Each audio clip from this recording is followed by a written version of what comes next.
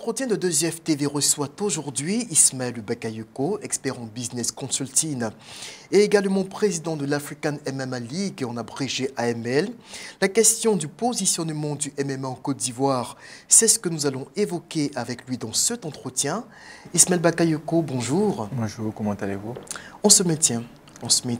Bienvenue en Côte d'Ivoire. Vous êtes de retour dans votre pays pour apporter votre contribution au rayonnement du MMA en Côte d'Ivoire. Parlez-nous justement de la situation de ce sport-là, de cette discipline dans votre pays ou dans notre pays. Comment est-ce que évolue le MMA aujourd'hui en Côte d'Ivoire? Il y a beaucoup de choses à faire, mais déjà on a déjà un bon niveau en ce qui concerne les athlètes.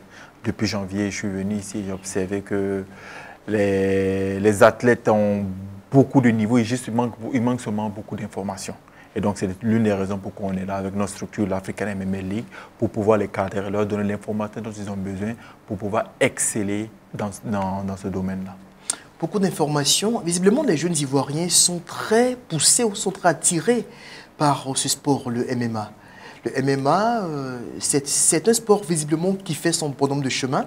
Mais vous dites qu'il manque d'informations. Est-ce à dire que avant votre irruption sur la scène sportive ivoirienne, il manquait justement cet encadrement qui leur permettrait d'aller de l'avant?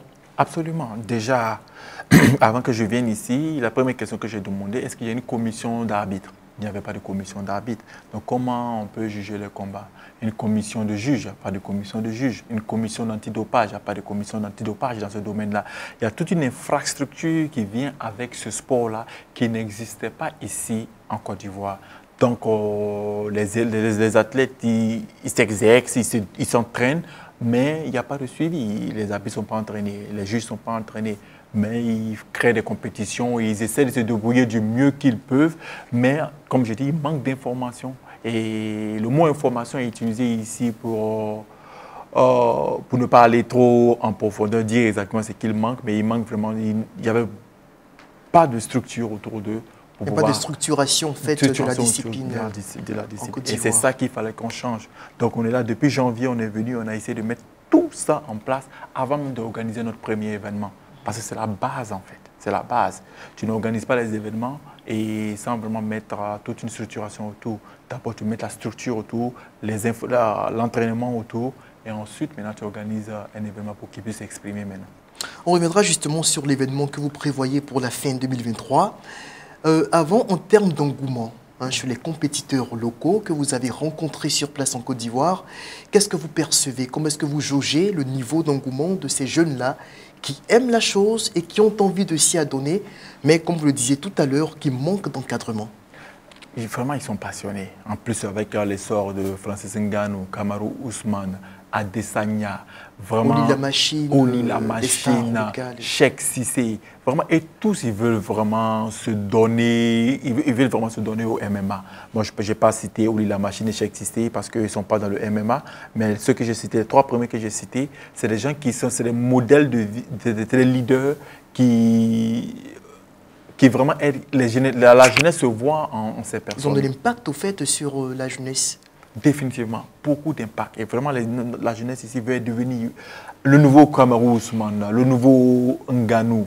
Et ils savent que tout ce dont ils ont besoin, vraiment, c'est un espace pour exprimer leur talent. Et vraiment une structure comme la nôtre, encore une fois, pour venir leur donner exactement le game plan, c'est-à-dire le plan de carrière, le cheminement pour pouvoir exprimer leur talent.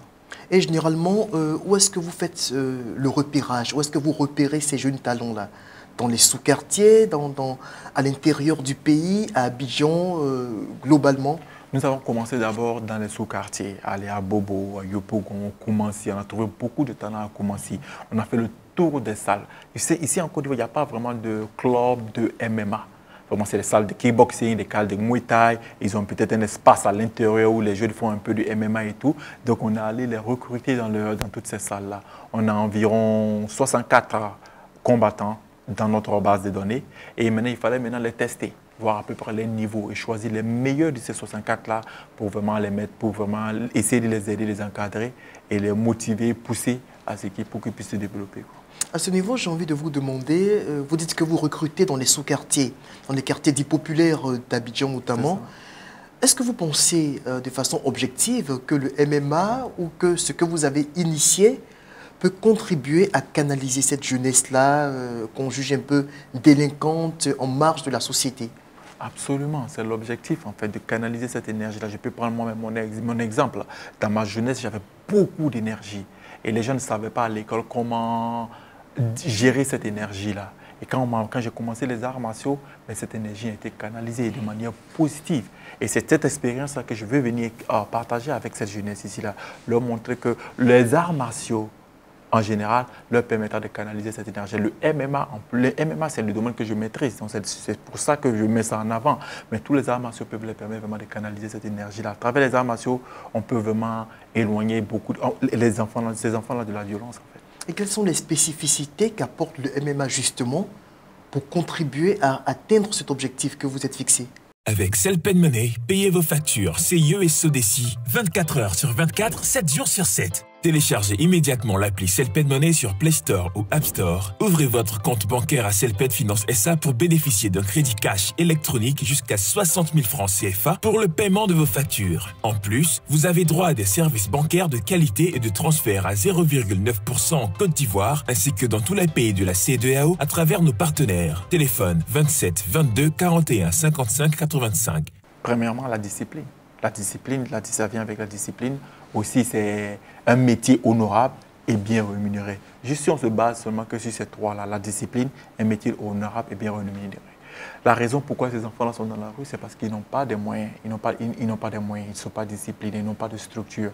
Donc, un cadre comme le MMA, un cadre comme les arts martiaux, ça leur donne un espace où ils peuvent se développer, où ils peuvent aspirer à quelque chose à la fin de leur entraînement. Donc ça, déjà, ça les éloigne de la rue, en fait. Ça les occupe. Il faut les occuper. Après les bancs, il faut les occuper. Il faut avoir un autre espace pour les occuper. En Europe, par exemple, quand les enfants vont à l'école, tu vas voir qu'il y a toujours une activité pour occuper l'enfant. Sportive, pour canaliser l'énergie. Pour canaliser l'énergie des enfants. Vous avez un tournoi justement que vous organisez dans quelques semaines. On est déjà en décembre 2023. Rappelez-nous justement les dates. C'est le 23 décembre au CSCKO, au Centre Ivoiro-Coréen à la Ouattara. D'accord, donc le 23 décembre, le tournoi est organisé. Qu'est-ce que vous apportez en matière d'innovation? D'innovation pour justement montrer le côté professionnel de ce que vous initiez aujourd'hui dans cette discipline. Ça, c'est une très bonne question, merci beaucoup. Ce qu'on essaie de mettre en place, vraiment, c'est changer le modèle économique des sports de combat en Côte d'Ivoire. Si on veut vraiment aider les athlètes, il faut changer le modèle économique. Parce que l'ancien modèle économique qui est là, c'est comme organiser des événements. C'est-à-dire qu'il n'y a pas vraiment de structure autour, il n'y a pas de sport management, il n'y a pas d'industrie économique autour du sport, autour de l'athlète. Et c'est ça qu'on est venu mettre en place. C'est-à-dire le MMA façon UFC. Et c'est ça qui a fait l'essor de l'UFC. Vraiment, ils ont changé le modèle économique. L'UFC pour dire Ultimate Fighting Championship. Ultimate Fighting Championship.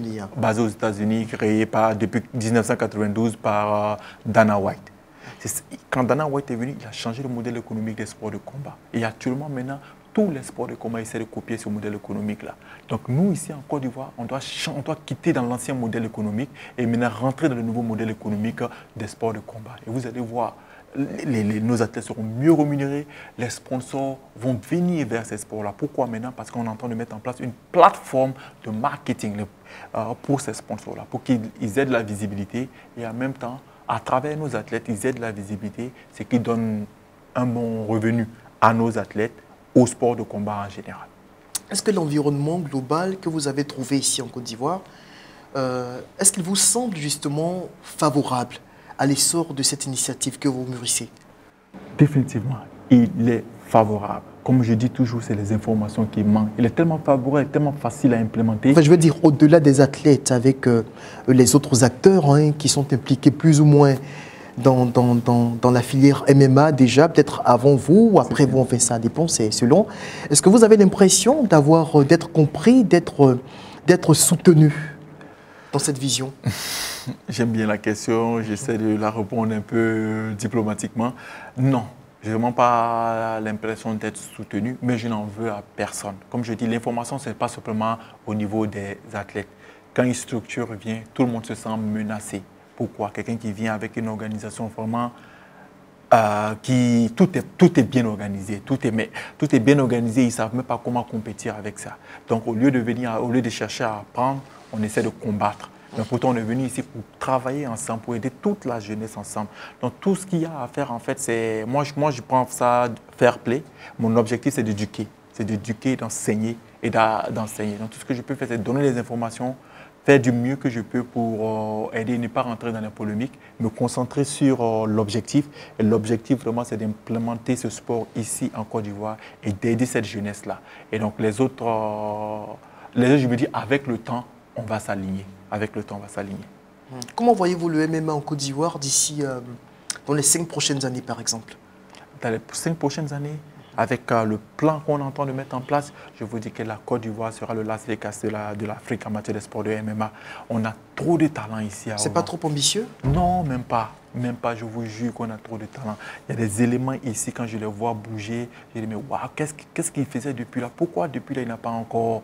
Et sa vie n'a pas encore changé. Mais c'est ça, c'est juste l'information qui lui manque. J'ai eu le même problème quand je suis arrivé aux États-Unis. En tant qu'Africain, en tant qu'Ivoirien, dans le domaine des sports, j'excellais. Que ce soit en taekwondo, que ce soit en muay thai, j'excellais. Mais il me manquait l'information. Il me manquait comment ça va travailler avec un manager et tout ça. Et quand j'ai eu toute cette information, malheureusement, il était trop tard pour moi pour faire une carrière dans le domaine des sports.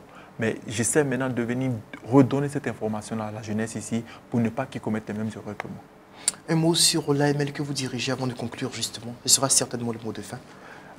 Qu'est-ce que c'est que l'AML et quels sont ses objectifs de façon concrète? L'AML est une ligue ivoiro-américaine qui promeut le sport de combat en Afrique et principalement le MMA. Notre objectif, c'est vraiment changer le modèle économique des sports de combat ici en Côte d'Ivoire et donner une visibilité à nos athlètes aux ligues promotionnelles telles que UFC, Bellator, PFL, Strikeforce et tout ça. Je parle de Bellator et PFL, ils viennent juste de merge, mais bon. Très bien, vous aurez compris. Merci beaucoup, Ismaël Bakayoko. Je rappelle que vous êtes expert en business consulting et également vous êtes le président de l'African MMA League, en abrégé l'AML, comme on le disait juste en début d'émission. C'est ça. Une structure que vous venez d'ailleurs de présenter, qui souhaite donc changer le modèle économique de la pratique du MMA en Côte d'Ivoire et ailleurs en Afrique. Des sports de combat en Côte d'Ivoire et en Afrique. Merci à vous. Merci également à vous qui nous avez suivis. On se dit au revoir et à très bientôt sur 2UF TV. Merci à vous.